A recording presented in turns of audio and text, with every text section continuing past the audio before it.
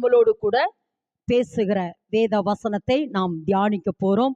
இன்றைய நாளிலே தேவன் நம்மளோடு கூட பேசுகிற வேத வசனம் வாசிப்போம். ஏசாயா தீர்க்க தரிசனத்தின் புத்தகம், ஏசாயா தீர்க்க தரிசனத்தின் புத்தகம் 58ஆம் அதிகாரம் 10வது வேத வசனத்தை வாசிக்க கேட்போம். பசி உள்ளவனிடத்தில் உன் ஆத்துமாவை சாய்த்து சிறுமைப்பட்ட ஆத்துமாவை திருப்தியாக்கினால் அப்பொழுது இருளில் உள்ள உன் வெளிச்சம் உதித்து உன் அந்தகாரம் மத்தியானத்தை போல் ஆக்கும். ஆமென். இன்றைய நாளிலே தேவன் நம்மளோடு கூட பேசுகிற வேத வசனம் இருளிலே வெளிச்சம் உதித்தது. எல்லாரும் ஆமென் என்று சொல்லாமா? திரும்ப சொல்றேன். அதாவது இந்த கிறிஸ்துமஸ் எதுக்கு, இயேசு எதற்காக இந்த பூமிக்கு வந்தார், இயேசு இந்த பூமிக்கு வந்ததுனால எனக்கு என்ன மாற்றம் அப்படிங்கறதை குறித்ததான இது ஒரு அடிப்படையான ஒரு சத்தியத்தை தான் தேவன் இன்றைக்கு நம்மளோடு கூட பேச போகிறார். இந்த இடத்துல வாசிக்கிறோம், இருளிலே வெளிச்சம் உதித்தது. எல்லாரும் ஆமென் என்று சொல்லலாமா? இன்னொரு வேத வசனத்தை வாசிப்போம். யோவான் எழுதின சுவிசேஷம் 1ஆம் அதிகாரம் 5வது வேத வசனத்தை வாசிக்க கேட்போம். யோவான் எழுதின சுவிசேஷம் 1:5. அந்த ஒளி இருளிலே பிரகாசிக்கிறது, இருளானது அதை பற்றி கொள்ளவில்லை. மறுபடி வாசிங்கம்மா. அந்த ஒளி இருளிலே பிரகாசித்தது, இருளானது அதை பற்றி கொள்ளவில்லை. அந்த ஒளி இருளிலே பிரகாசித்தது. ஆமென் என்று சொல்லாமா?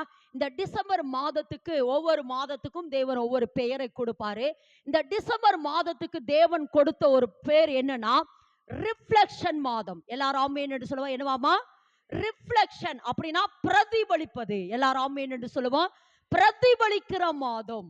இந்த டிசம்பர் மாதம் என்றால் ஒரு பிரதிபலிக்கிற மாதம் என்று சொல்லலாம், அல்லது ரிஃப்ளெக்ஷன் மாதம், பிரதிபலிக்கிற ஒரு மாதம். அதாவது வெளிச்சத்தை என்ன செய்யணுமாமா? இந்த மாதம் பிரதிபலிக்க வேண்டும். எல்லாரும் ஆமென் என்று சொல்லாமா? அதாவது சூரியன் சந்திரன் எப்படி ஒளி கொடுக்குது தெரியுமா? அதாவது சூரியன் இப்ப பகல்ல சூரியன் இருக்கு, இந்த சூரியனுடைய ஒளிய சந்திரன் என்ன செய்யுதுன்னா வாங்கிக்கும்.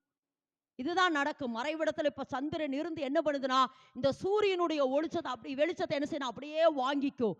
வாங்கிட்டு அந்த வெளிச்சத்தை தான் இரவிலே அந்த சந்திரன் ஒளி வீசும். இது உண்மை, இது உண்மை. அதே போலதான் நீதியின் சூரியனாகிய இயேசு கிறிஸ்துவின் இடத்திலிருந்து அவருடைய வெளிச்சத்தை வாங்கி நம்ம பூமியிலே வெளிச்சத்தின் பிள்ளைகளாய் இருக்க வேண்டும். இதற்காகத்தான் தேவன் நம்மளை நியமித்திருக்கிறார். இதுதான் என்னன்னா ரிஃப்ளெக்ஷன் மாதம். ஆமென் என்று சொல்லலாமா? இந்த மாதம் எந்த மாதம்? ரிஃப்ளெக்ஷன், பிரதிபலிக்கிற ஒரு மாதம். இதை குறித்து தான் இன்றைக்கு தேவன், அதாவது நம்ம எங்க இருந்தோம், நம்ம எங்க வந்திருக்கிறோம், நம்ம என்ன செய்ய போறோம், இதை குறித்து தான் இன்றைக்கு தேவன், நீங்கள் இந்த சத்தியத்தோடு இணைந்திருப்பீர்கள் என்றால் இந்த செய்தி முடிகிற பொழுது உங்களுக்குள்ள ஒரு தெளிவு வந்துடும். நான் இப்படி இருக்க கூடாது என்கிற ஒரு என்ன செய்யணும், ஒரு தெளிவை தேவன் உங்களுக்கு கொடுத்துருவார். அதாவது இந்த உலகம் ஒரு இருளுக்குள்ள இருக்குது. இந்த உலகம் எங்க இருக்கு? நல்ல விளக்கி, இந்த உலகம் எங்க இருக்குது? இருளுக்குள் இருக்கிறது. இந்த இருளுக்குள்ள ஒன்னு இயேசு கிறிஸ்து வெளிச்சமாய் இந்த டிசம்பர் மாதத்துல வந்தார். எல்லாரும் ஆமென் என்று சொல்லாமா? இருளில் இருக்கிற ஜனங்கள் பெரிய வெளிச்சத்தை கண்டார்கள். சரி, இப்ப இந்த இருள் எங்க இருந்து தொடங்குச்சு அப்படின்னா ஆதியாகமத்தின் புஸ்தகம் 1ஆம் அதிகாரம் 1-2 வாசிக்கிற பொழுது எல்லாருக்கும் தெரிந்த வசனம் சொல்லுங்க பார்க்கலாம். ஆதியிலே தேவன் வானத்தையும் பூமி சிருஷ்டித்தார். பூமியானது ஒழுங்கின்மையும் வெறுமையுமாய் இருந்தது. என்ன இருந்ததாமா? ஆழத்தில் இருள் இருந்தது. எங்க இருந்ததாமா? ஆழத்துல இருள் இருந்தது. அப்போ இந்த பூமியானது முதல்ல எப்படி இருந்ததுன்னா, அதாவது ஏசப்பா அதுக்கப்புறம் தான் என்ன செஞ்சாரு, இந்த பூமிக்கு இறங்கி வந்து இந்த பூமியை என்ன செஞ்சாருன்னா வெளிச்சமாக மாற்றினார். ஒருவேளை வெளியில பாக்குறதுக்கு வெளிச்சமா இருக்கலாம், ஆனா இன்னும் சாத்தானுடைய பிடியில தான் இந்த இருள், இந்த உலகம் இருளுக்குள்ள இருக்கிறது. இந்த உலகம் எப்படி இருக்குதாமா? இருளுக்குள்ள இருக்குது. இந்த உலகம் இருளுக்குள்ள இருக்கிறபடினால நம்மளும் எப்படிதான் இருக்கிறோம்? இருளுக்குள்ளதான் இருக்கிறோம். அதாவது உலகம் பொல்லாங்குக்குள் கிடக்கிறது அப்படின்னு வேதத்தில் இருக்குது. உலகம் பொல்லாங்குக்குள் கிடக்கிறபடினாலே இந்த உலகம் பொல்லாங்கு இருளுக்குள்ள இருக்கிறனால இந்த உலகத்தில் பிறக்கிற ஒவ்வொருவரும் பொல்லாங்கானவைகளாவே இருக்கிறாங்க.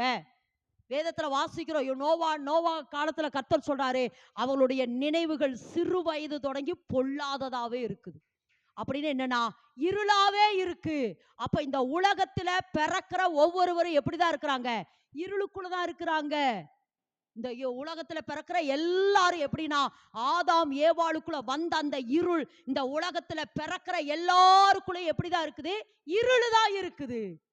இருளுக்குள்ள நம்ம இருக்கிறனாலதான் வேதத்திலிருந்து வாசிப்போம் என்றால், வேதத்திலிருந்து வாசிப்போம். யோபுவின் புத்தகம் கடகடன்னு வாசிக்கணும். யோபுவின் புத்தகம் 12ஆம் அதிகாரம் 24, 25 வேகமா. அவர் பூமியில் உள்ள ஜனத்தினுடைய அதிபதிகளின் நெஞ்சை அகற்றி போட்டு அவர்களை வழியில்லாத அந்தகாரத்திலே அலைய பண்ணுகிறார். அவர்கள் வெளிச்சமற்ற இருளிலே தடவி திரிகிறார்கள். வெளிச்சமற்ற இருளிலே எப்பவாமா ஜனங்க இருளுக்குள்ள இருக்கிறனால இன்னைக்கு என்ன செய்யறாங்க? ஜனங்கள் தடவிட்டு தான் இருக்கிறாங்க. இன்னும் சரியான வழி தெரியல. ஒரு காரியத்தை எடுத்தா முடிக்கிறது எப்படின்னு தெரியல. இன்னும் இருளுக்குள்ள ஜனங்க இருக்கிறது போல இன்னும் தடவி கொண்டுதான் இருக்கிறாங்க. அதுல நீங்களும் நானும் சேர்த்துதான் இருக்கிறோம். அடுத்த வேதத்துல வாசிங்க, பிரசங்கின் புத்தகம். ஆமா, சாலமோன் எழுதின பிரசங்கின் புத்தகம் 5ஆம் அதிகாரம் 17, அடுத்து மத்தேயு 8:12 வேகமா. அவன் தன் நாட்களில் எல்லாம் இருளிலே புசித்து மிகவும் சலித்து. இந்த உலகம் எப்படிக்குன்னா சலிப்பா இருக்குது. ரொம்ப இன்ட்ரெஸ்டா வாழ்றோமா இந்த உலகத்துல? ஏண்டா வாழ்றோம்னு வாழ்றோம். இந்த உலகத்துல எப்படி இருக்கிறோம்? என்னடா பண்றது, வாழணுமேன்னு வாழ்ந்துட்டு இருக்கிறோம். ஆனா விரும்பி நான் இந்த உலகத்துல வாழ்றேன்னு வாழ்றோமா? இல்ல, சலிப்பா இருக்குது. ஏன்னா ஒரு பிரச்சனை தொடங்கி இன்னொரு பிரச்சனை, இந்த பிரச்சனை தொடங்கினா இந்த பிரச்சனை, இந்த போராட்டம் முடிஞ்சா இன்னொரு போராட்டம், இந்த வியாதி முடிஞ்சா இது என்னன்னா பிரச்சனை, போராட்டம். இந்த உலகம் நமக்கு எப்படிக்குதாமா? சலிப்பா இருக்குது. அடுத்து நோயும் துன்பமும் வேகமா நோயும் துன்பமுமா இருக்கிறோம். அடுத்த வேதவசனம் வாசிங்க, மத்தேயு 8:12. ராஜ்யத்தின் புத்திரரே புறம்பான இருளிலே தள்ளப்படுவார்கள். அங்கே அழுகையும் பற்கடிப்பும் உண்டாயிருக்கு. பாருங்க, வேதனை. ஏன்னா நான் திரும்ப சொல்றேன், இந்த உலகம் எதற்குள்ள இருக்குது? இருளுக்குள்ள இருக்கு. இருளுக்குள்ள இருக்கிறனால நம்ம என்னன்னா வேதனை, துன்பம், கசப்பு, வேதனை, மாமிசத்தின் கிரிகள் சொல்றோமே அத்தனை மாதிரி துன்பம், வேதனை, வேதனைக்கு மேல வேதனை, பிரச்சனை, போராட்டம், அழுக, சலிப்பு. ஏண்டா ஜீவனோட இருக்கிறோம் அப்படின்னு ஒவ்வொரு நாளும் வேதனையோட வாழ்றோம். ஏன்னா இந்த உலகம் எப்படி கிடக்குது? இருள். இதெல்லாம் யாருக்கு சொந்தம்? இருள் யார்? பிசாசுக்கு.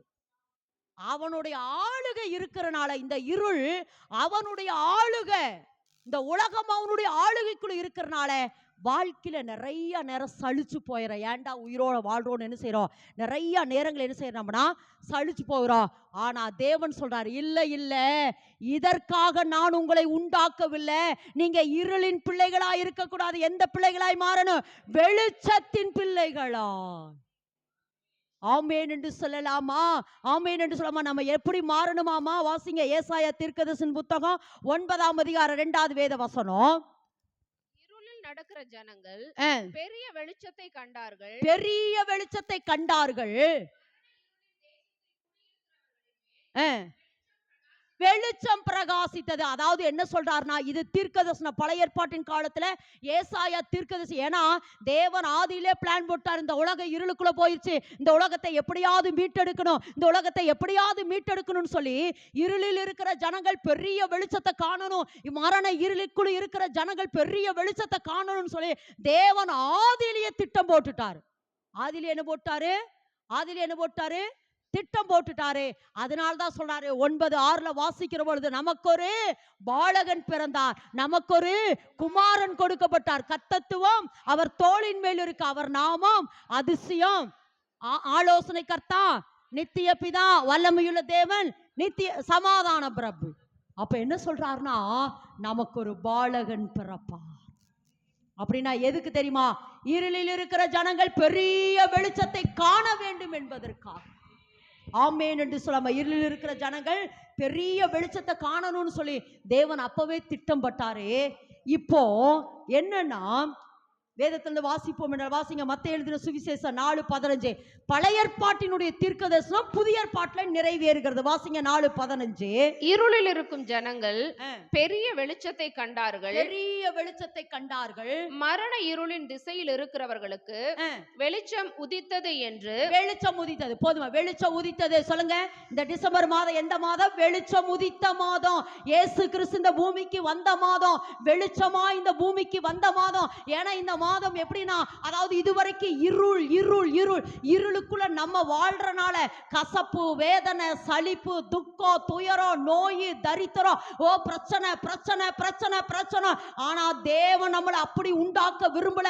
நம்ம அப்படி இருக்கிறதுக்காக விரும்பவில்லை.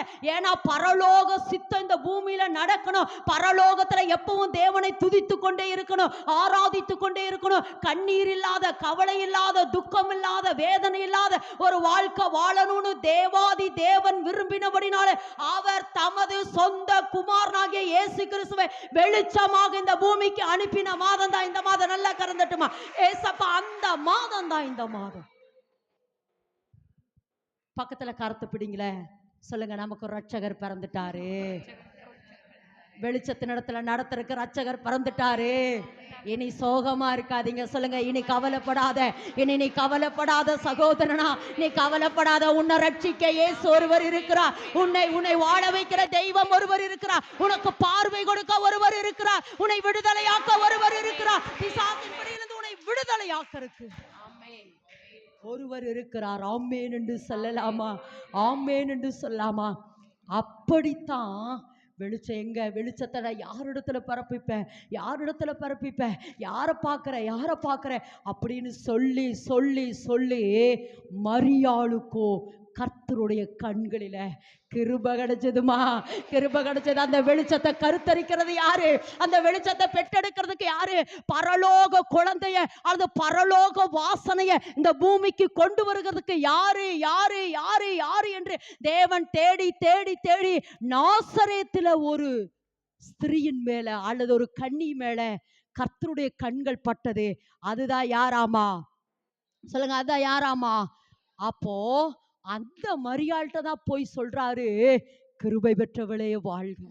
இது சாதாரண ஒரு காரியம் இல்லைப்பா, சாதாரண காரியம். ஏன்னா இந்த திட்டம் கிட்டத்தட்ட 2000 வருடத்துக்கு முன்பாக இருந்த திட்டம். 2000 வருடத்துக்கு முன்பாக 2000 வருட கர்த்தருடைய கண்கள் தேடிட்டே இருந்தது. யாரு யாரு யாருகிட்ட இந்த கருவை கொடுக்கறது, யாருகிட்ட இந்த கருவை கொடுக்கறது, யார் இந்த கருவை பெற்றெடுப்பா, யார் இந்த கருவை பெற்றெடுப்பா? ஏன்னா இந்த குழந்தை பரலோக குழந்தை, அதிசயமான குழந்தை.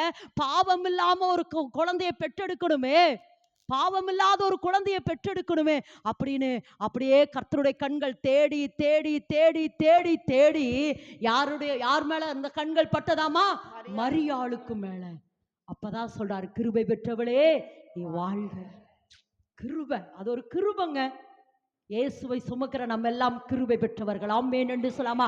இயேசுவை வெளிப்படுத்துற நீங்கள் எல்லாம் கிருபை பெற்றவர்கள். இயேசுவனுடைய வெளிச்சத்தை வெளியே கொண்டு வருகிற நம்ம எல்லாம் கிருபை பெற்றிருக்கிறோம். இந்த கிருபை பரலோக கிருபை. ஆமென் என்று சொல்லலாமா? அப்போ கிருபை பெற்றவளே வாழ்க, கர்த்தர் உன்னுடனே இருக்கிறார், நீ ஸ்திரீகளுக்குள்ளே ஆசீர்வதிக்கப்பட்டவள். ஏன்னா ஏன் கர்த்தருடைய கண்கள் ஸ்திரீகளை தேடிச்சு அப்படின்னா, ஸ்திரீயினாலதான் அந்த மனுக்குள்ள விழுந்துச்சு. யாரால? ஏவாள்னால. ஸ்திரீயினாலதான் விழுந்துச்சு. அப்போ அந்த ஸ்திரீயினால மறுபடியும் இந்த மனுக்குலத்தை தூக்கிறதுக்கு கர்த்தர் நினைச்சாரு. ஆதலால் தான் ஸ்திரீயாகிய மரியாள் இடத்துல போய் சொல்றாரு, ஸ்திரீகளுக்குள்ளே நீ ஆசீர்வதிக்கப்பட்டவள். வாசிங்க வேத வசனத்தை. அவள் இருந்த வீட்டில் தேவதூதன் பிரவேசித்து கிருபை பெற்றவளே வாழ்க, கர்த்தர் உன்னுடனே இருக்கிறார், ஸ்திரீகளுக்குள்ளே நீ ஆசீர்வதிக்கப்பட்டவள் என்றான். அவளோ அவனை கண்டு அவன் வார்த்தையினால் கலங்கி இந்த வாழ்த்துதல் எப்படிப்பட்டதோ என்று சிந்தித்துக் கொண்டிருந்தாள். தேவதூதன் அவளை நோக்கி, மரியாளே பயப்படாதே, நீ தேவனிடத்தில் கிருபை பெற்றாய், இதோ நீ கர்ப்பவதியாகி ஒரு குமாரனை பெறுவாய், அவருக்கு இயேசு என்று பெயரிடுவாய்.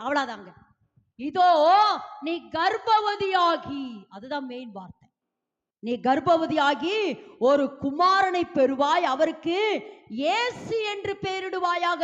இதோ நீ கர்ப்பவதியாகி ஒரு குமாரனை பெறுவாய், அவருக்கு இயேசு. நீ கர்ப்பவதியாகி, அதுதான் வார்த்தை. எல்லாரும் ஆமென் சொல்லுங்க.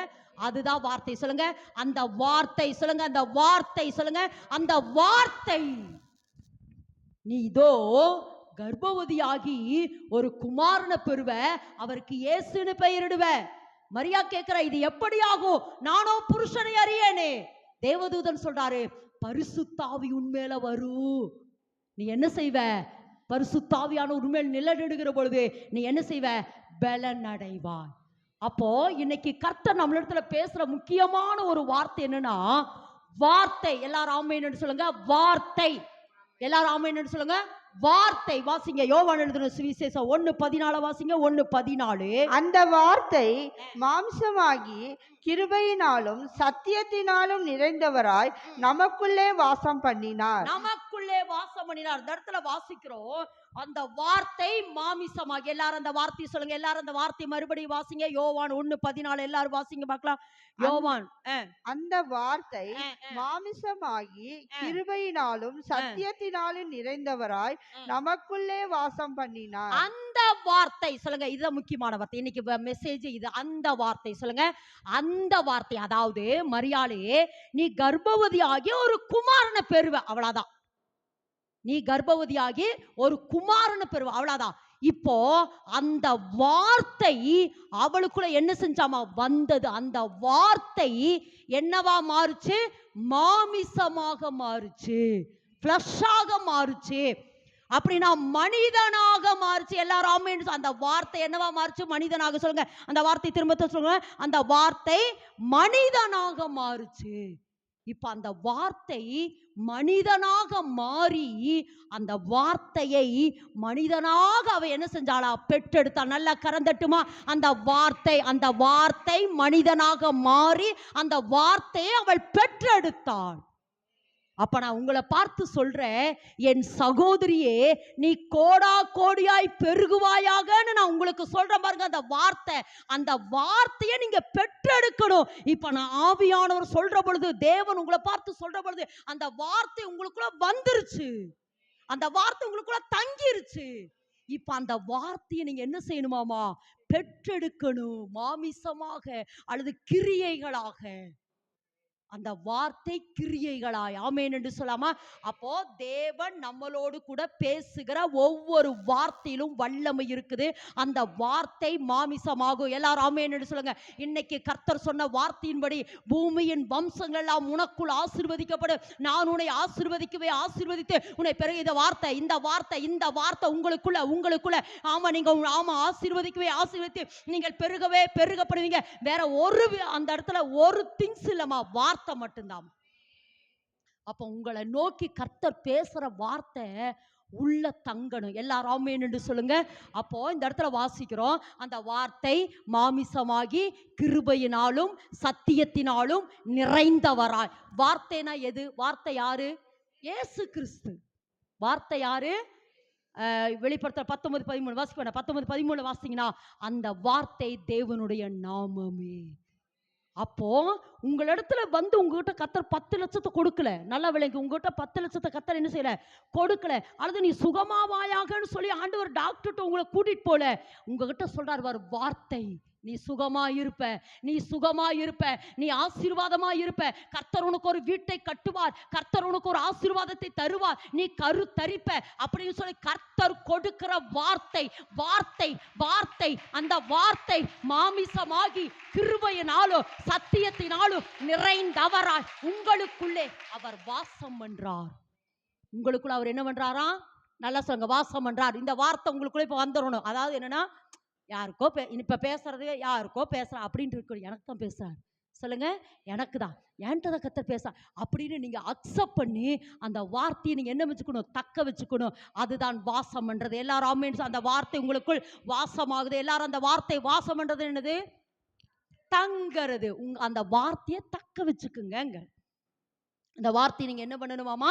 தக்க வச்சுக்கணும். அப்போ அந்த வார்த்தை இயேசு கிறிஸ்து, இயேசு கிறிஸ்துவை நீங்க உங்களுக்குள்ள என்ன பண்ணணும்? வாசம் பண்ண வைக்கணும், அல்லது தங்க வைக்கணும்.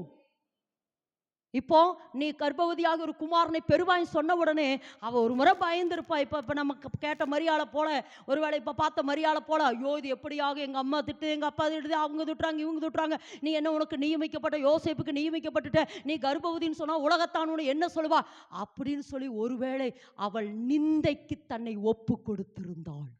ஒப்பு கொடுத்திருந்தா நிந்தைக்கு அவள் ஒப்பு கொடுத்திருந்தா. அப்போ நிந்தையானாலும் பரவாயில்ல, அவமானம் வந்தாலும் பரவாயில்ல, இது பரலோக திட்டம், பரலோக குழந்தை, பரலோக ஆசீர்வாதம், பரலோக மேன்மையை நான் எனக்குள்ள தக்க வச்சுக்கிறேன்னு அவ வேண்டான்னு சொல்லாம, இதோ நான் ஆண்டவருக்கு அடிமை, உம்முடைய வார்த்தையின்படி எனக்கு ஆக கடவுதுன்னு சொல்லி எப்போ இவள் ஒப்பு கொடுத்தாலும் அப்போதான் அந்த வார்த்தை வந்து என்ன செஞ்சே? தங்கிருச்சு. தங்கினதுக்கு அப்புறம் அவள் 10 மாதம் பெற்றெடுத்தாள். ஆமேன் என்று சொல்லலாமா? இப்போ என்ன நடக்குது அப்படின்னா, இப்போ இயேசு கிறிஸ்து நமக்குள்ள வாசம் பண்ண வந்துட்டார். இப்போ என்னன்னா வெளிச்சம். சொல்லுங்க. இப்போ இந்த இருள் எங்க இருந்ததுன்னு சொன்னா பூமியில இந்த இருள். ஆனா இப்போ நம்ம இந்த இருளான இந்த பூமிக்குள்ள பிறந்தனால நம்மளும் எப்படிதான் இருக்கிறோம்? இருளுக்குள்ள இருக்கிறோம். இந்த இருள் தான் எனக்குள்ள இருக்குது. சொல்லுங்க, இந்த இருள் எனக்குள்ள இருக்குது. இப்ப இயேசு வந்துட்டார். இயேசு வந்து வெளிச்சமா இந்த பூமியில பிறந்த உடனே அவரை நான் எனக்குள் ஏற்றுக்கொண்டு, வாசிங்க அந்த வசனத்தை, யோவான் 1:12. எல்லாருக்குள்ள ஏசப்பா வரல, நல்ல விளைக்க, எல்லாருக்குள்ள ஏசப்பா வரல, அவரை ஏற்றுக்கொள்வர். ஆமா, இயேசு கிறிஸ்து எனக்காக இந்த பூமிக்கு வந்தார், அவரை நான் ஏற்றுக்கொள்ளுகிறேன் என்று சொல்லுங்க. 1:12. அவருடைய நாமத்தின் மேல் விசுவாசம் உள்ளவர்களாய் அவரை ஏற்றுக்கொண்டவர்கள் எத்தனை பேர்களோ அத்தனை பேர்களும் தேவனுடைய பிள்ளைகளாகும். ஏற்றுக்கொண்டவர்கள் சொல்லுங்க, ஏற்றுக்கொண்டவர்கள். இப்ப இந்த வார்த்தை எனக்குள்ள வந்துருச்சு. எல்லாரும் ஆமென் சொல்லுங்க. எப்படி டிரான்ஸ்ஃபர் ஆகுன்னு சொல்ல, இது வரைக்கும் வந்துருச்சு, இப்போ எனக்குள்ள வந்துருச்சு, வெளிச்சம் வந்துருச்சு. இப்போ நான் எப்படி இது டிரான்ஸ்ஃபர்மேஷன் ஆகுது அப்படிங்கிறதுக்காக சொல்ல வரேன். இப்போ எனக்குள்ள இந்த வார்த்தை வந்துருச்சு, எல்லாரும் ஆமென் சொல்லி. இப்போ இந்த வார்த்தை எனக்குள்ள வந்து தங்கிருச்சு. ஒன்னொன்று சொல்லிட்டா, இந்த என்னுடைய உலகம் அல்லது என்னுடைய இருதயம் அல்லது என்னுடைய வாழ்க்கை இருளுக்குள்ளதான் இருக்குது. எப்படிதான் இருக்குது? இருளுக்குள்ள இருக்கிற எனக்குள்ள ஏசப்பா இப்ப எப்படி வந்துட்டாரு? வெளிச்சமாய். சொல்லுங்க, எப்படி வந்துட்டாரு? வெளிச்சமா வந்துட்டாரு. ஏன் எனக்குள்ள வந்து அவர் தங்க வேண்டும் அப்படின்னு சொன்னா, எனக்குள்ள ஏன் வந்து தங்கணும்னா, தேவனுடைய பெரிய விருப்பமே என்னன்னா, என்னோடு அவர் பேச விரும்புகிறார். எல்லாரும் ஆமென் சொல்லுங்க. என்னோடு அவர் உலாவ விரும்புகிறார். ஏன்னா தேவனுடைய திட்டமே ஆதாம் ஏவாளோடு கூட என்ன செஞ்சார்? தேவன் உலாவி கொண்டுதான். அப்படி மறுபடியும் என்னோட உலாவ விரும்புகிறார். எல்லாரும் ஆமென் சொல்லி. என்னோடு கூட அவர் உலாவ விரும்புகிறாரு. அப்படி உலாவ விரும்புறனால தான் மோசேட்ட போய் சொல்றாரு, மோசே நான் ஜனங்களோட உலாவ விரும்புகிற ஒரு வாசஸ்தலத்தை உண்டு பண்ணுங்கிறாரு. மோசையோடு கூட அல்லது இஸ்ரவேல் ஜனங்களோடு கூட வாசஸ்தலத்திலே உலாவின தேவன். அதுக்கப்புறம் பார்த்தீங்கன்னா சாலமோன் ஆலயத்தை கட்டின பொழுது அங்கே உலாவின தேவன். அது அவருக்கு சாட்டிஸ்ஃபைட் ஆகல. 1 கொரிந்தியர் 3:16 வாசிக்கிற பொழுது, நீங்களே தேவனுடைய ஆலயம். நல்லா விளங்கமா, தேவனுடைய பெரிய விருப்பமே என்னன்னா, என்னோடு பேச விரும்புகிறார். சொல்லுங்க, என்னோடு பேச விரும்புகிறார். என்னோடு அவர் உலாவ விரும்புகிறார். என்னோடு அவர் பேச விரும்புகிறாரு. என்னோடு அவர் என்ன செய்யறாரா? உலாவ விரும்புகிறார். ஏன் அவர் நான் இருளு. நல்லா விளங்கமா, நான் யாரு? இருளு. அவர் யாரு?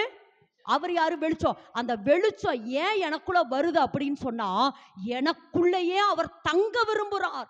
எனக்குள்ளே அவர் உலாவ விரும்புகிறார். ஒன்னொன்னு என்னன்னா, நான் இருளுக்குள்ள இருக்கிறனால பிசாசின் சாயல் எனக்குள்ள இருக்குது. அந்த பிசாசின் சாயலை என்னை விட்டு எடுத்து போட்டுட்டு தேவ சாயலை எனக்குள் கொடுக்கிறதுக்கு நித்தம் அவர் எனக்குள் தங்கி கொண்டே இருக்கிறார். நித்தம் அவர் எனக்குள்ள என்ன பண்ணிட்டு இருக்கிறாரா? தங்கி கொண்டு இருக்கிறார். எனக்குள்ள இருக்கிற இருளை மாற்றி எனக்குள்ள வெளிச்சத்தை கொடுக்க விரும்புகிறார்.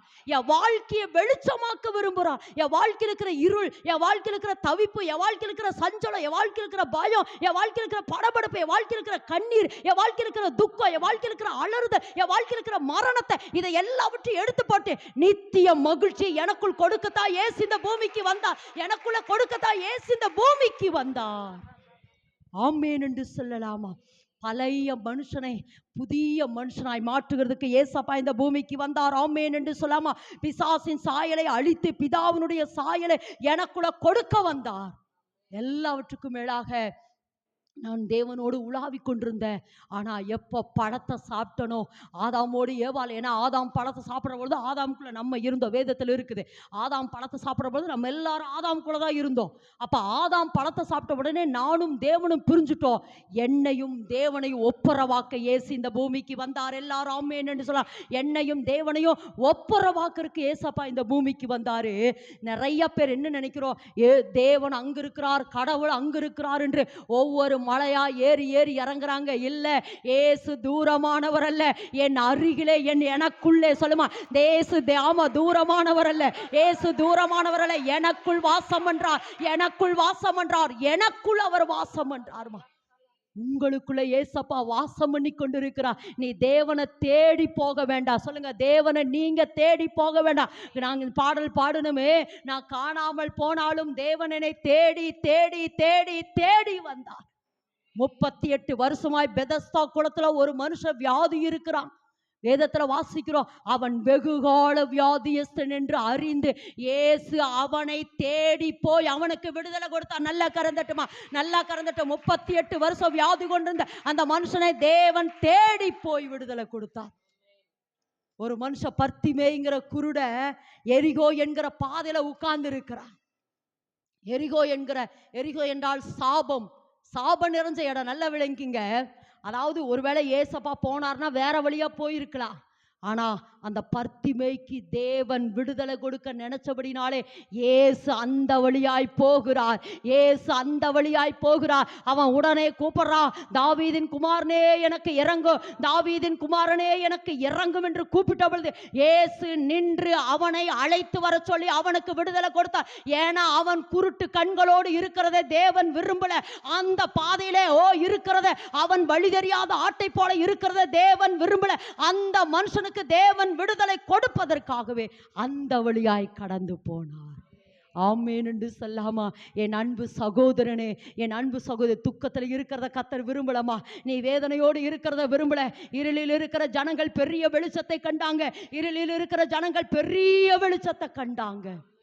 நீ இருளுக்குள்ள இருக்கிறத பக்கத்துல கரத்தை பிடிச்சு சொல்லுங்களேன், நீ இருளுக்குள்ள இருக்கிறத கர்த்தர் விரும்பல. நீ இருளுக்குள்ள, நல்லா சொல்லுமா, நீ இருளுக்குள்ள, நீ தவிப்புக்குள்ள, சஞ்சலத்துக்குள்ள இருக்கிறத தேவன் விரும்பல. தேவன் விரும்பல. உன்னை விடுதலையாக்க வந்தார், உன்னை விடுதலையாக்க வந்தார், உன்னை விடுதலையாக்க வந்தார், உன்னை விடுதலையாக்கத்தான் இயேசு இந்த பூமிக்கு வந்தார். எல்லாவற்றுக்கும் மேலாக, நல்ல விளங்கமா, எல்லாவற்றுக்கும் மேலாக இந்த உலகத்தை பற்றி கொள்றா சொன்னேன். உன்னை நேசிப்பதற்காகவே, நான் உன் பேரில் எவ்வளவு அன்பாயிருக்கிறேன் என்பதை வெளிப்படுத்துவதற்காகவே யோவான் 3:16 வாசிக்கிற, தேவன் தம்முடைய ஒரே பேரான குமாரனை விசுவாசிக்கிறவன் எவனோ அவன் கெட்டு போகாம நித்திய ஜீவனை அடையும்படிக்கு அவரை தந்தருளி இவ்வளதாய் உலகத்தில் அன்பு கூர்ந்தார். பற்றி கொள்றா சொல்றாருமா. அதாவது உன்னை நேசிக்கிறதுக்காக, சொல்லுங்க, உன்னை நேசிக்கிறதுக்காக அவருடைய ஒரே குமாரனாகிய இயேசு கிறிஸ்துவை உனக்கு கொடுத்திருக்கிறார், உனக்கு கொடுத்திருக்கிறார். உன்னை ரட்சிக்க, நல்ல விளங்கமா, உங்களை ரட்சிக்க, பிசாசின் பிடியிலிருந்து உங்களை விடுதலையாக்க. நான் திரும்ப சொல்றேன், நீங்க பிசாசின் பிடிக்குள்ள இருக்கிறத கர்த்தர் விரும்பல.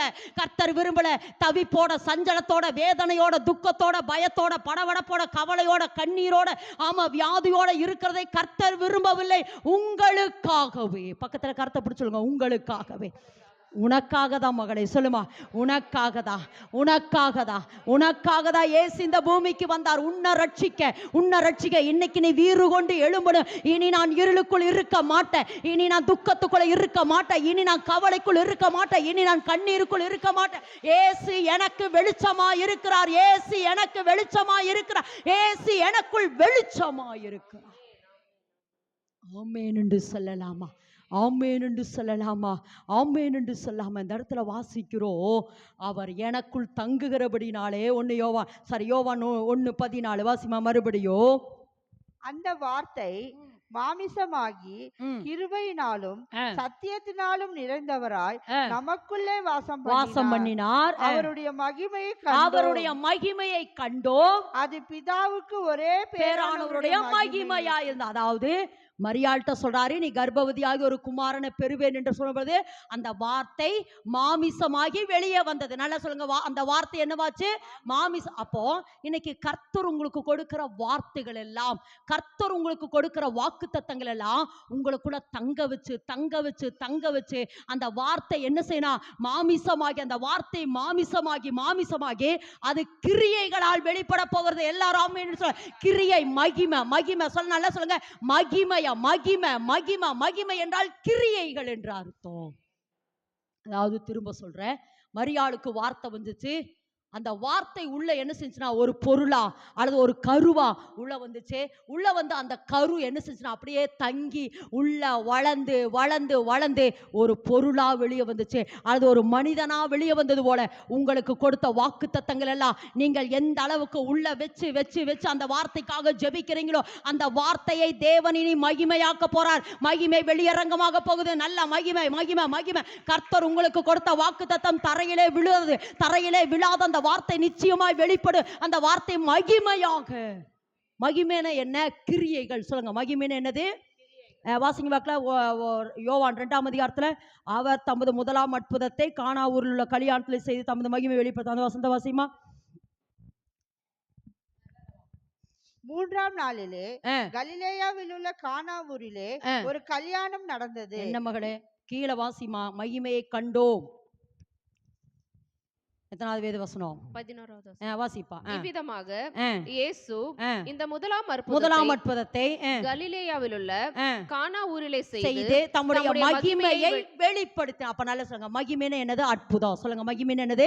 அற்புதம். அப்ப என்னன்னா, வார்த்தையை உங்களுக்குள்ள கொடுத்த பொழுது அந்த வார்த்தை அப்படியே மாமிசமாகி என்னமா வெளிப்படுமாமா?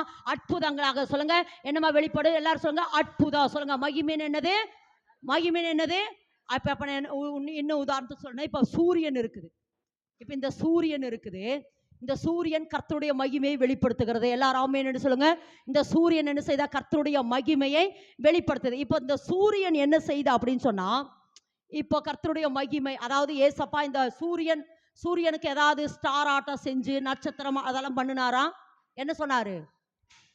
சூரியன் வெளிச்சம் உண்டா, அவ்வளவுதாங்க. வெளிச்சம் உண்டாகட்டும்னு என்ன வந்துருச்சு? சூரியன் வந்துச்சு. திரும்ப சொல்லுங்க, வெளிச்சம் உண்டாக்குறதுன்னு என்ன வந்துச்சு? சூரியன் வந்துச்சு.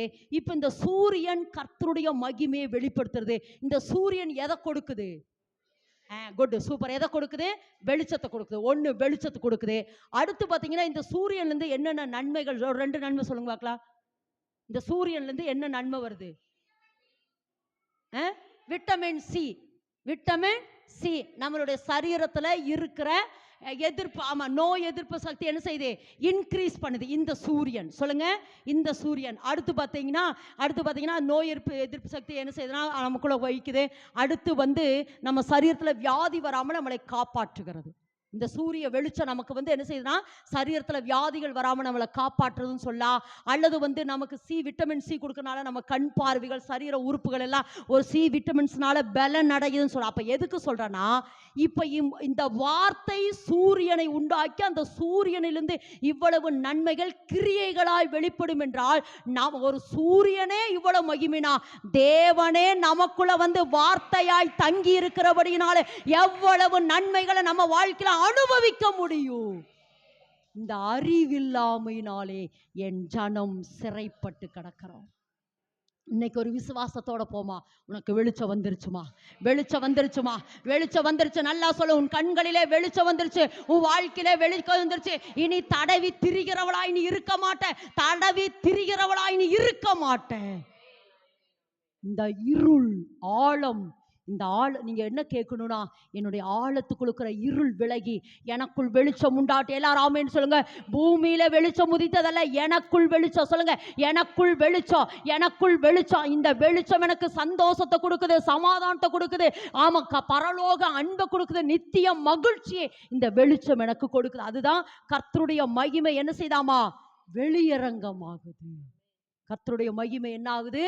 எண்ணிலிருந்து. அதாவது என்ன சொல்றேன்னா, அதாவது இன்னைக்கு நம்ம பார்த்த அந்த ஸ்கிட்டின் மூலமா நம்ம தெரிஞ்சு கொள்ள வந்து என்னன்னா, ஏசப்பா தேடுறார்.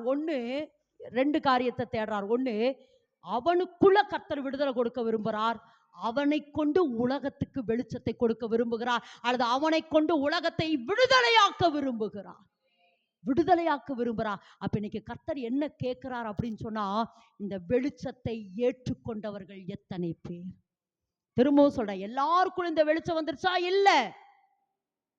நிறைய பேரை நம்ம பார்க்குறோம். அவ்வளோ கடந்த நாட்களில் ஒரு சகோதரன்ட்ட ஃபோன் பண்ணுறாங்க, என்கிட்ட அவ்வளோ பணம் இருக்கு, ஆனால் என் வாழ்க்கையில் நிம்மதி இல்லை, இவ்வளோ காரியம் இருக்கு, என் வாழ்க்கையில் சந்தோஷம் இல்லை, சமாதானம் இல்லை. ஏன்னா அந்த மனுஷன் எதுக்குள்ள இருக்கிறா? இருளுக்குள்ள இருக்கிறான். அந்த மனுஷன் என்ன இருக்கிறான்? இருளுக்குள்ள. அப்ப இன்னைக்கு கர்த்தர் என்ன சொல்றார்னா, இந்த இருளில் இருந்து வெளிச்சத்தை உங்கள் வாழ்க்கையில உண்டு பண்ணுவதற்காகவே இயேசு கிறிஸ்து இந்த பூமிக்கு வந்திருக்கிறாரே. அவரை ஏற்றுக்கொண்டவர்கள் எத்தனை பேர்களோ அத்தனை பேர்களுடைய வாழ்க்கையில தேவன் வெளிச்சத்தை கொடுக்கிறார். வெளிச்சத்தை கொடுக்க விரும்புகிறார். என்ன செய்யறாராமா? வெளிச்சத்தை கொடுக்க விரும்புகிறார். அதனால்தான் ஏசாயா 60:1 வாசிக்கிறோம், எழும்பி பிரகாசி, உன் ஒளி வந்தது, கர்த்தருடைய மகிமை என்ன செய்தாமா? வெளியரங்கமாகுது. 2 காரியத்தை சொல்றமா, திரும்ப முடிக்க போறேன். 2 காரியத்தை உறுதியா சொல்றேன். 1, நீங்க கேட்கணும், வாழ்க்கை இனி நீ சொல்லணுமா? நீ சொல்லணும், இருளே வெளியேறு, ஏசப்பா எனக்குள்ள வந்துட்டார், ஏசப்பா எனக்குள் வெளிச்சம் உதித்தது. சொல்லுங்க, எனக்குள்ள என்ன உதித்தது? வெளிச்சம். நல்லா சொல்லுங்க, எனக்குள்ள வெளிச்சம் வந்தா சந்தோஷம், சமாதானம், நிம்மதி, இதெல்லாம் ஆசீர்வாதங்களே கர்த்தர் தருகிறார். வெளிச்சம் பிள்ளையாய் நாம் இருப்போம் என்றால் ஆபிரகாமுக்கு உண்டான அத்தனை ஆசீர்வாதமும் என் மேல வருகிறது. ஆபிரகாமுக்கு உண்டான அத்தனை நன்மைகளும் என் மேல வருது. எப்ப தெரியுமா? நான் வெளிச்சத்தின் பிள்ளையாய் மாறுகிற பொழுது. 2 காரியத்தோட தீர்மானத்தோட போங்க. 1, நான் வெளிச்சமாகணும். சொல்லுங்க, நான் வெளிச்சமாகணும். 2வது, இந்த உலகத்தை நான் வெளிச்சமாக்க வேண்டும். சொல்லுமா, நீதான் வெளிச்சமாக்கணும், நீதான் வெளிச்சமாக்கணும். நீ நடக்கிற பொழுது, நீ நிற்கிற பொழுது, நீ பார்க்கிற பொழுது உலகம் வெளிச்சமாகணும். பேதுரு நடந்து போக வியாதியஸ்தர் எல்லாம் சுகமானாங்க. காரணம் தெரியுமா? வியாதியின் இருளில் இருந்து தேவன் அவர்களை விடுதலையாக்கினார். அதாவது வெளிச்சம்னு வந்தா மெயின் 3 வெளிச்சம் உங்க வாழ்க்கையில உதிக்கணும். 1, எந்த சூழ்நிலையிலும் பிசாசுடைய அடிமைத்தனம் என் மேல இருக்கக்கூடாது. வரலாம், ஆனா என்ன செய்யக்கூடாது? நிலைத்திருக்க கூடாது. வியாதி வரலாம், ஆனா என்ன செய்யக்கூடாது? நிலைத்திருக்க கூடாது. 1, ஆமா, அடிமைத்தனத்திலிருந்து விடுதலை. 2வது, வியாதியின் இருள் என்ன விட்டு விலகுது. சொல்லுமா, வியாதியின் இருள் என்ன விட்டு விலகுது? வியாதியின் இருள் நீ விசுவாசி. வியாதியின் இருள் என்ன விட்டு விலகுது? 2வது, தரித்திரத்துல நீ இருக்க கூடாது. தரித்திரம் இருள், தரித்திரம் ஒரு இருள், தரித்திரம், பட்கடிப்பு, இதெல்லாம் இருள். கண்ணீர், வேதனை, துக்கம், இதெல்லாம் இருள். இந்த இருளில் இருந்து கர்த்தர் நம்மளை விடுதலையாக்க போகிறார். ஆமென் என்று சொல்லலாம். இன்னைக்கு கர்த்தர் சொல்லாம, எந்த இருளுக்குள்ள இருந்தாலும் சரி, உங்க வாழ்க்கையை கர்த்தர் என்ன செய்ய போறாரா? பிரகாசிப்பிக்க பண்ண போகிறார். நிறைய சாட்சி சொல்ல முடியும். ஒரே ஒரு சாட்சி சொல்லி முடிக்க விரும்புறேன். நாங்க ஒரு நாள் நாசரேத்துல கர்த்தருடைய வார்த்தையை பெண்கள் கூட்டத்துக்காக எனக்கு கொடுக்க போயிருந்தேன். அப்ப என்னை அழைத்த ஊழியக்காரங்களுடைய வீட்டுல நாங்க 2 பேரும் பேசிட்டு இருந்தோம். அப்போ ஒரு தம்பி வந்தார். அப்போ ஒரு தம்பி அந்த ஊழியக்கார பாஸ்டமாவை பார்க்க வந்தாங்க. அப்போ அந்த சிஸ்டர் என்கிட்ட சொல்லிட்டு போனாங்க, இவங்களோட உட்காந்து கொஞ்ச நேரம் பேசுங்க, இந்த தம்பியோட உட்காந்து கொஞ்ச நேரம் பேசுங்கன்னா அவங்க டீ போடுறதுக்கு போயிட்டாங்க. அப்போ நான் அந்த தம்பியோட கூட நான் பேசிட்டு இருக்கிறேன், நீங்கள் என்ன ஊழியம் செய்கிறீங்க அப்படிங்கிற பொழுது. ஏன்னா அந்த தம்பி கொஞ்சம் ஹேண்டிகேப்டாக இருந்தார். அப்போ அந்த தம்பிக்கிட்ட நான் கேட்குறேன், நீங்கள் என்ன மினிஸ்ட்ரி பண்ணுறீங்க அப்படிங்கிற போது, நான் ட்ராக்ஸ் ஊழியம் பண்ணுறேன் அப்படின்னார். ட்ராக்ஸ் ஊழியம் எப்படி நீங்கள் பண்ணுறீங்கன்னு பொழுது அப்புறம் சொன்னார், நான் எனக்கு கொஞ்சம் கால் கொஞ்சம் ஊனமாக இருக்குது, நான் என்ன செய்யறேன், எனக்கு 3 சக்கர வாகனம் இருக்குது, அந்த 3 சக்கர வாகனத்தை நான் காலையில் எடுத்துக்குவேன். அப்போதான் 3 சக்கர வாகனத்தோட எனக்கு மத்தியானம் லஞ்சுக்கு சாப்பாடு கொஞ்சம் எடுத்துக்குவேன். அடுத்து நிறைய ட்ராக்ஸை எடுத்து என் வண்டியில் நிறச்சிக்குவேன். ஒவ்வொரு காலையில் 9 மணிக்கு நான் அந்த 3 சக்கர வாகனத்தை எடுத்துட்டு ஒவ்வொரு கிராமமாக போய் நான் ட்ராக்ஸ் கொடுத்துட்டே இருப்பேன்னு சொன்னார்.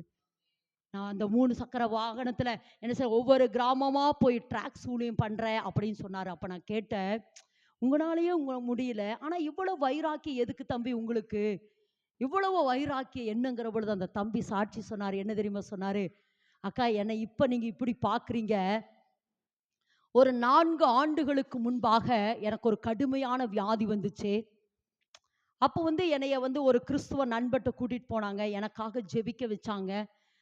நான் என்ன ஆனால் ஹீல் ஆகிட்டே இருந்தேன். ஆனால் நான் ஹாஸ்பிட்டலில் அட்மிட் ஆனேன். அட்மிட் ஆன எங்க அம்மாவுக்குள்ள ஒரு விசுவாசம், எப்படி என் மகன் உயிரோடு வந்து என் மகனை எப்படி தேவன் சுகமாக்கிடுவார், என் மகனை எப்படி தேவன் சுகமாக்கிடுவார் அப்படின்னு என் தாயார் ஜெபித்து கொண்டே இருந்தாங்க. விசுவாசத்தோட நான் ஹாஸ்பிட்டலில் இருக்கிற கொடூரமான ஒரு காய்ச்சல் வந்து அந்த காய்ச்சல் நிமித்தம் நான் அட்மிட் ஆகப்பட்டேன். அட்மிட் ஆனது நிமித்தம் என் தாயார் எனக்காக ஜோம் பண்ணிட்டே இருந்தாங்க. ஆனா என்னுடைய நிலைமை இருக்க இருக்க இருக்க இருக்க மோசமாயிட்டே தான் இருந்தது. மோசமாய், ஆனால் என் தாயார் விடல, ஜோம் பண்ணிட்டே இருந்தாங்க. இல்ல இல்ல, ஏசு என் பிள்ளைக்கு சுகத்தை தருவார் என்று அந்த என்னுடைய தாயார் ஜோம் பண்ணிட்டே இருந்தாங்க. என்ன நடந்ததுன்னா, நான் மரிச்சிட்டேன், நான் மரித்து போயிட்டேன். அப்போ எங்க அம்மாவுக்கு அப்பவும் விசுவாசம் விடல. இல்ல, ஏசு என் பிள்ளையை உயிரோடு எழுப்பி கொடுப்பார், ஏசு என் பிள்ளையை உயிரோடு எழுப்பி கொடுப்பார் என்று சொல்லி விசுவாசத்தோட இருந்தாங்க. ஆனா எனக்கு நடக்க வேண்டிய எல்லா சடங்குகளும் நடந்தது. எங்க அம்மா ஒரு பக்கம் எனக்கு ஜெபிச்சாலும், இன்னொரு பக்கம் என் பிள்ளைய பெட்டியில தான் வச்சு அடக்கம் பண்ணணும்னு அதையும் சொல்லிட்டாங்க. அப்ப உடனே எனக்காக பெட்டி செய்யப்பட்டது. பெட்டிக்குள்ளே என்ன செஞ்சாங்க, என்னை கிடத்திட்டாங்க. நான் அந்த சுடுகாடு வரைக்கும், அந்த கல்லறை வரைக்கும் போகிற வரைக்கும் நான் செத்த பிணமாதாக்கா இருந்தேன். திடீர்னு எனக்குள்ள என்ன நடந்ததுன்னு தெரியல. திடீர்னு எனக்குள்ள ஒரு உணர்வு வந்தது. வந்த உடனே நான் ஐயோ பெட்டி கொடுக்குறேன்னு பெட்டியை தட்ட ஆரம்பித்தேன். எல்லாரும் போட்டுட்டு அப்படியே போயிட்டாங்க. ஆனா பெட்டியை திறந்த பொழுது தேவன் என்னை உயிரோடு கூட எழுப்பினார். இன்றைக்கு நான் உயிரோடு கூட இருக்கிறேன்.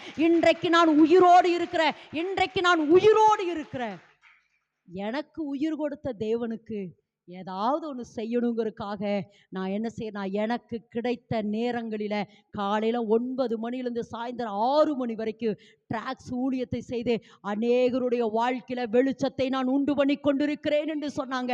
என் அன்பு சகோதரனே, சகோதரியே, இன்னைக்கு கர்த்தர் சொன்னார், ஒன்றும் வாழ்க்கை வெளிச்சமாகணும், அந்த உணர்வு வரணும். என் வாழ்க்கையின் இருளு. டிசம்பர் சும்மா வருஷம் வருஷம் எதுக்குமா கிறிஸ்மஸ் கொண்டாடுறோம்? சும்மா வருஷம் வருஷம் கொண்டாடிட்டு மறுபடியும் அதே ஜனவரியில் போட இருள் வாங்கன்னு ஜனவரியில் மறுபடியும் இருளை கூப்பிட்டு உட்கார வச்சுக்கிறது. எல்லா ஆண்டவரே, இனி நான் வெளிச்சத்தின் பிள்ளையா இருக்க போகிறேங்கிற விசுவாசத்தோட எல்லாரும் அப்படி இருக்கிற இடத்துல எழுப்பி நிற்கலாமா? எல்லாரும் அப்படி இருக்கிற இடத்துல எல்லாரும் அப்படி